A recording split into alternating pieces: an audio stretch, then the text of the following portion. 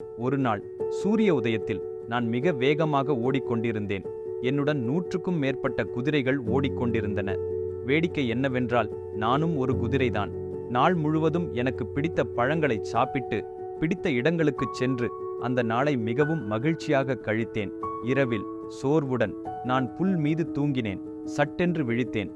நான் கண்களை திறந்தபோது நான் என் அறையில் என் படுக்கையில் ஒரு மனிதனாக இருந்தேன்.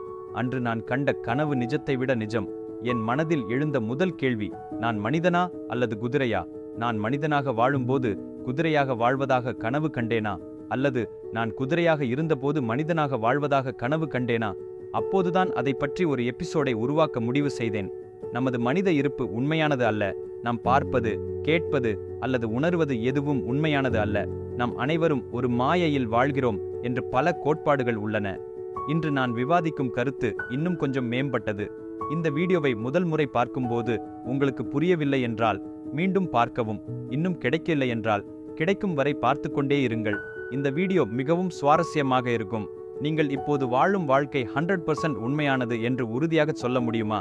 உங்களுக்கு தெரியுமா, 4.5 பில்லியன் ஆண்டுகளாக நமது பூமி ஒரே சுற்றுப்பாதையில் சூரியனை சுற்றி வருகிறது. பூமி சூரியனுக்கு 1 மீட்டர் அருகில் சென்றால் பூமியில் ஒரு சொட்டு நீர் கூட இருக்காது. அது அனைத்தும் ஆவியாகிவிடும். மாறாக பூமி சூரியனிலிருந்து 1 மீட்டர் தொலைவில் நகர்ந்தால் நாம் உட்பட பூமியில் உள்ள அனைத்தும் பனியாக மாறும்.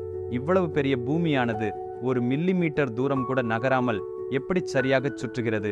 நீங்கள் எப்போதாவது யோசித்திருக்கிறீர்களா? 2 கண்கள், 2 கைகள், 2 கால்கள் என அனைத்து மனிதர்களும் கருவில் ஒரே மாதிரியாக உருவானது எப்படி? இயற்கையானது இயற்பியல் விதிகளை முழுமையாக பின்பற்றுகிறது. ஆனால் அந்த சட்டங்களை இயற்றியது யார் என்று கேட்டால் அது கடவுள் என்று சராசரி மனிதர்கள் கூறலாம். ஆனால் உலகின் தலை சிறந்த தத்துவார்த்த விஞ்ஞானிகள், ஆம், அது கடவுள். ஆனால் கடவுள் உங்களைப் போன்ற ஒரு சாதாரண மனிதர் என்று கூறுகிறார்கள். கடவுள் நம் உலகத்திற்கு வெளியே கணினி உருவகப்படுத்துதலை இயக்கும் ஒரு கணினி புரோகிராமர் என்று அவர்கள் கூறுகிறார்கள். இந்த மனிதனைப் போன்ற கடவுள் தனது கணினியில் உள்ள என்டர் பொத்தானை அழுத்திய போது நமது பிரபஞ்சம் பெருவெடிப்புடன் தொடங்கியது. நாம் அனைவரும் இந்த உருவகப்படுத்துதலின் ஒரு பகுதியாக இருக்கிறோம். அப்படிப்பட்ட பலர் இருப்பதாக நீங்கள் கூறுகிறீர்கள். எனவே பல பிரபஞ்சங்கள் பற்றிய கருத்து. நம்ம ஹைடெக் சிட்டியில ஒரு சாஃப்ட்வேர் கம்பெனியில வேலை பார்க்கும் கம்ப்யூட்டர் புரோகிராமர் இந்த கடவுள் வேற. கடந்த 10 வருடங்களில் நமது தொழில்நுட்பம் ஏறக்குறைய 3 மடங்கு அதிகரித்திருப்பதே கடவுள் மனிதன் என்று சொல்ல காரணம். தற்போது 3D திரைப்படங்கள், விர்ச்சுவல் ரியாலிட்டி, சிமுலேஷன் கேம்கள், எக்ஸ்பாக்ஸ், PS5 மற்றும் பல உண்மையில்லாத பல விஷயங்களை நாங்கள் அனுபவித்து வருகிறோம்.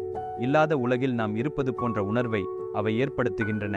இன்னும் 25 ஆண்டுகளில் கம்ப்யூட்டர் சிமுலேஷன் புரோகிராமில் நம்மை போன்ற சிக்கலான பிரபஞ்சத்தை மக்கள் உருவாக்க முடியும். அந்த உருவகப்படுத்துதலில் உள்ள கதாபாத்திரங்கள் மனிதர்களைப் போன்றவர்கள். இது ஒரு உருவகப்படுத்துதல் என்று 1% கூட கொண்டிருக்க மாட்டார்கள். அவர்களும் நம்மைப் போலவே சாதாரண வாழ்க்கை வாழ்வார்கள்.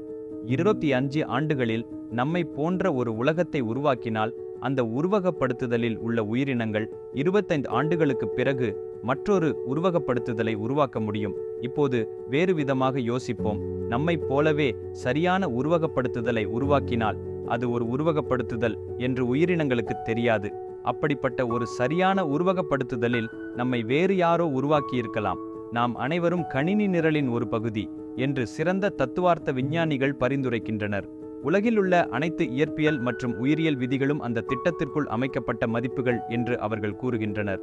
நீங்கள் எப்போதாவது GTA, டூம்ப் ரெய்டர், அசாசின்ஸ் கிரீட் அல்லது ரெட் டெட் ரிடெம்ப்ஷன் போன்ற கேம்களை விளையாடியிருந்தால் கேம் முழுக்க முழுக்க முக்கிய கதாபாத்திரத்தின் பார்வையில் விளையாடப்படும். விளையாட்டில் என்ன செய்ய வேண்டும் என்று ஹீரோவிடம் சொல்கிறோம். ஆனால் ஹீரோ தனது சொந்த எண்ணங்களின் அடிப்படையில் தான் நகர்வதாக நினைக்கிறார். ஆனால் உண்மையில் அவரை கட்டுப்படுத்துவது நாம் தான் என்பது அவருக்கு தெரியாது. அதே விஷயம் நம் வாழ்விலும் நடக்கலாம். உதாரணமாக விக்ரமாதித்யாவின் வீடியோக்களை பார்க்குமாறு யாராவது உங்களிடம் கூறியிருக்கலாம். ஆனால் நீங்கள் உங்கள் சொந்த விருப்பத்தின் பேரில் அவற்றை பார்க்கிறீர்கள் என்று நினைக்கிறீர்கள். விளையாட்டில் ஒரு கட்டத்தில் கதாபாத்திரம் இறந்து ஒரு புதிய விளையாட்டு தொடங்குகிறது. நம் வாழ்க்கையைப் போலவே மற்றொரு வகை விஞ்ஞானிகள் நமது முழு வாழ்க்கையும் வேறொருவரின் கனவு என்று நம்புகிறார்கள். உங்கள் வாழ்க்கையில் நீங்கள் காணும் சில கனவுகள் யதார்த்தத்தை விட உண்மையானதாக உணர்கிறீர்கள். அங்கு நீங்கள் சிரிக்கிறீர்கள் அல்லது அழுகிறீர்கள் அது ஒரு கனவாக இருக்க வேண்டும், அல்லது அது இல்லை என்று நம்புகிறேன். இப்படிப்பட்ட கனவுகள் வரும்போது அந்த கனவு நிஜமா என்று யோசிக்கவில்லையா? தெய்வம் யாரையாவது பிடித்திருக்கிறது என்று சொன்னால் கடவுளை படைக்கிறோம். யாரோ ஒருவர் பிடித்திருக்கிறது என்று சொன்னால் பேய்களை உருவாக்குகிறோம். கடவுளையும் பேய்களையும் படைத்தால் இந்த பைத்தியக்கார உலகத்தை நாமும் படைக்க முடியும் என்பதில் ஏன் ஆச்சரியம்? ஹாய், நீங்கள் எனது சேனலுக்கு புதியவர் என்றால், நான் இந்தியாவைச் சேர்ந்த விக்ரம் ஆதித்யா.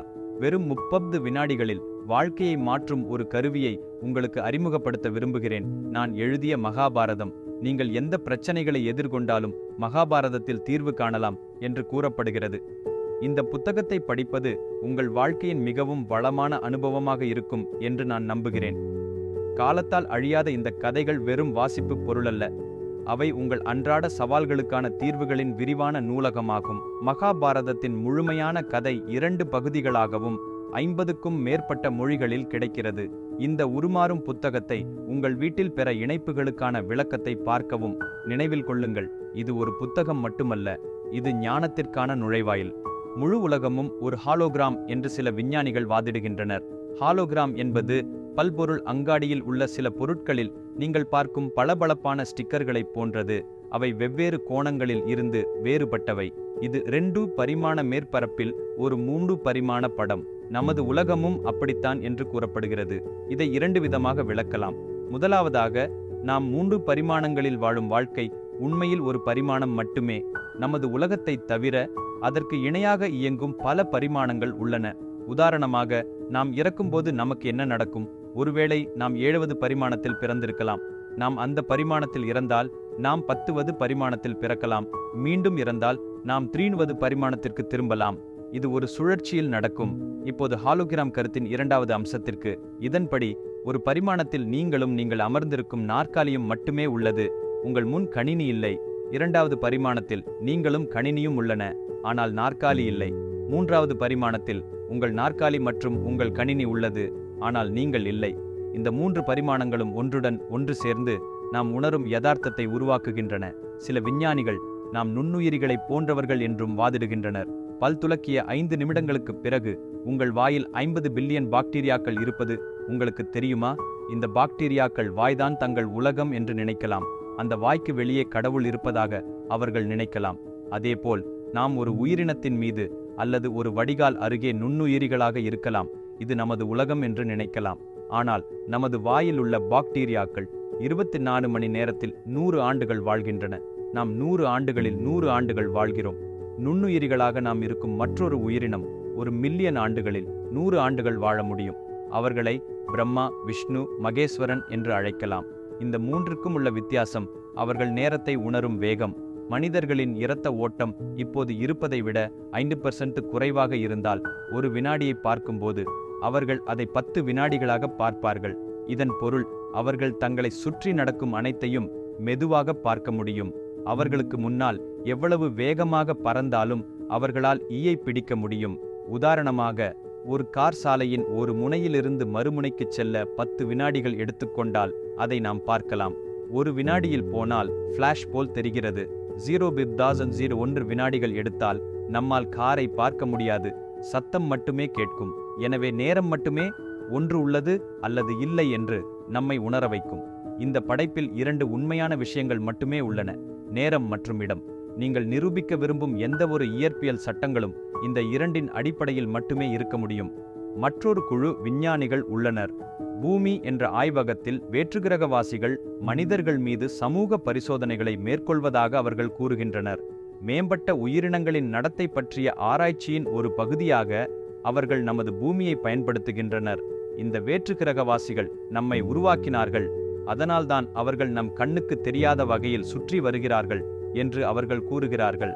யதார்த்தம் என்றால் என்ன என்று நீங்கள் கேட்டால் 2 வகைகள் உள்ளன: முழுமையான யதார்த்தம் மற்றும் தொடர்புடைய யதார்த்தம். முழுமையான உண்மை என்பது இறுதி உண்மை.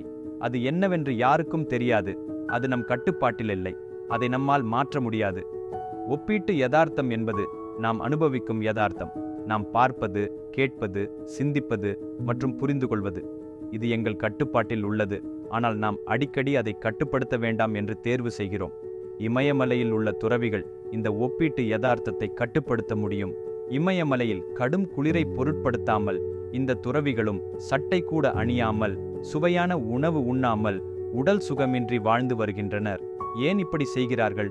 ஏனென்றால் அது ஒரு மாயை, எதுவும் உண்மையில் இல்லை என்பது அவர்களுக்கு தெரியும். பிரியாணி சாப்பிடுவதால் ஏற்படும் உணர்வு வெறும் நிரலாக்கத்தின் வடிவமே தவிர யதார்த்தமல்ல என்பதை அவர்கள் புரிந்து கொள்கிறார்கள். அதனால்தான் எல்லா சுகபோகங்களையும் துறந்து ஆன்மீக வாழ்க்கை வாழ்கிறார்கள். அப்படியானால் உண்மையான ஞானிகள் யார்? இந்த துறவிகள் அல்லது நாமா? மனிதர்களுக்கும் விலங்குகளுக்கும் என்ன வித்தியாசம்? விலங்குகளுக்கு அவர்கள் விரைவில் இறந்து விடுவார்கள் என்று தெரியாது. ஆனால் அவை சுதந்திரமாகவும் வாழ்கின்றன. எதுவுமே நித்தியமில்லை என்றும் இறுதியில் நாம் இறந்து விடுவோம் என்றும் மனிதர்களுக்கு மட்டுமே தெரியும். ஆனால் நாம் நித்தியமானவர்கள் என்ற மாயையில் வாழ்கிறோம். இந்த அறிவு இருந்தும் தந்திரம், வஞ்சகம், பகை, பொறாமை என்ற முகமூடிகளுக்கு பின்னால் ஒளிந்து கொண்டு மிருகங்களைப் போல வாழ்கிறோம். நாம் வாழும் வாழ்க்கை உண்மையானதா இல்லையா என்பது நமக்கு தெரியாது. அப்படியானால் வெறுப்பு, பொறாமை, பெருமை போன்ற எதிர்மறை உணர்ச்சிகளை நாம் ஏன் உண்மையானதாக ஆக்குகிறோம்? இனிமேலாவது இந்த எதிர்மறை உணர்வுகளை எல்லாம் விட்டுவிட்டு இனிய கனவு போல வாழ்வோம்.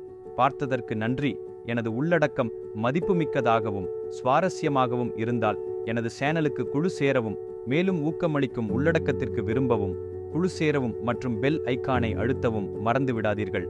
அடுத்த வீடியோவில் சந்திப்போம்.